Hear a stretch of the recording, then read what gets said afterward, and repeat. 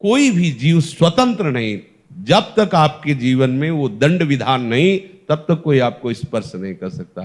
तो इस तरह की भावना कभी अंदर पनपने ही नहीं देना चाहिए। यदि पनप रही है तो उसका निवारण करना। जैसे डर लग रहा है तो लाइट जलाओ, देखो डर है कहां, पूरे कमरे में देखो, पूरी रात कीर्तन करो, देखो कहां है। कहीं आज तक ऐसा नहीं हुआ। एक घटना आपको बताएं जो वास्तविक डर की थी। शेनपुर में थे तो वहां का एक माना हुआ हिंसक जो अच्छे अच्छे खड़े होकर उसका स्वागत करते थे, हमें पता नहीं था। गंगा किनारे भ्रमण करते करते अभी 2-4 महीना हुए थे वहां रुके। बहुत मंगलमय स्थान, भजन में स्वाभाविक रति हो। सांप बिच्छी तो वहां चीटी की तरह घूमते थे। 90 बीघा घनघोर जंगल अब भी है। अब क्या दशा है उसकी वो तो हमें पता नहीं जंगल की। गंगा जी नीचे से बह रही। तो एकदम जो प्रधान गेट था, श्री स्वामी मग्नानंद सरस्वती जी की तप स्थली, प्रधान गेट के पास बैठे हुए थे 2-4 वयोवृद्ध जन, ऐसे प्रश्न कर रहे थे, ऐसे भगवत चर्चा हो रही। वो मोटरसाइकिल से आया और वहां उस गेट से कोई जूता या वाहन अंदर नहीं जाते थे, पर वो जूता पहने वैसे। तो स्वाभाविक जो वहां की नियम पद्धति थी उसके भाव से प्रेरित होकर हमने कहा भाई कैसे। वहां जो बैठे हुए थे वो तो कुछ नहीं बोले। हम कहा ये जूता पहनकर आप मोटरसाइकिल से अंदर जा रहे हैं, बाबा सरकार की तपा स्थली है, उचित नहीं है। और बाई तरफ ऐसे देखा, गाड़ी वहीं खड़ी की, चला गया जो भी जैसा, जूते पहने ही।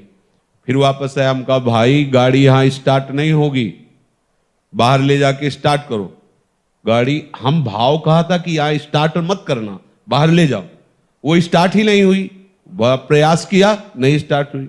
मतलब हम कोई सिद्ध नहीं, वो घटना घटनी थी। अब वो हमारी तरफ बड़ी गुस्सा से देखता हुआ चला गया। अब जो वहां लोग बैठे थे उनका पता है महाराज ये 10 लोगों को हंसिया से काट चुका है, बहुत क्रूर हिंसक है।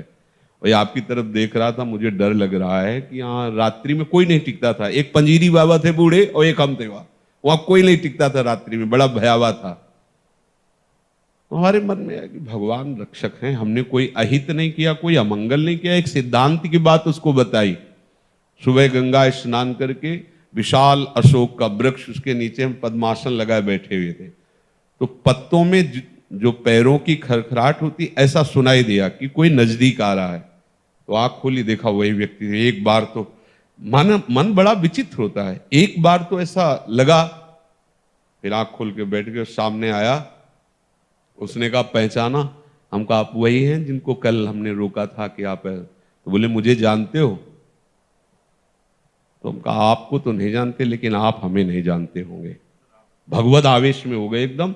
हम कहा आप हमें नहीं जानते होंगे। तो उसने पहले चाकू निकाली और रखा, बोले इसको जानते हो?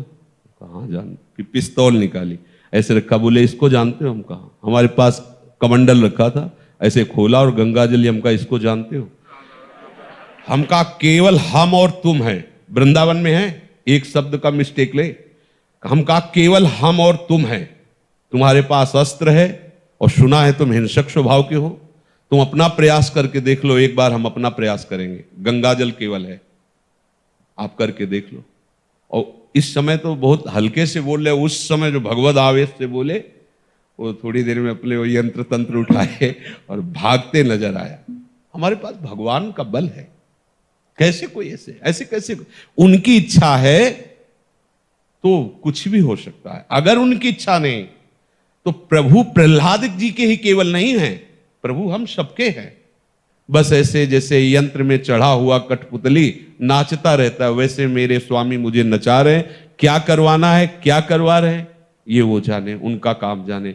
पर आज हमें ऐसा विश्राम है जैसे बाहर से नौकरी करने पर अपने घर आए और फिर आराम से अपने परिवार में नहीं सुखपूर्वक रहता है, ऐसे हमें लाडली जी की शरणागति से, वृंदावन धाम से मुझे ऐसा विश्राम मिला है। अब कोई परवाह नहीं रह गई, न जीने की, न मरने की, न साधना की, न सिद्धि की, न दुर्गति की, न सदगति की। एकदम फ्री, एकदम फ्री।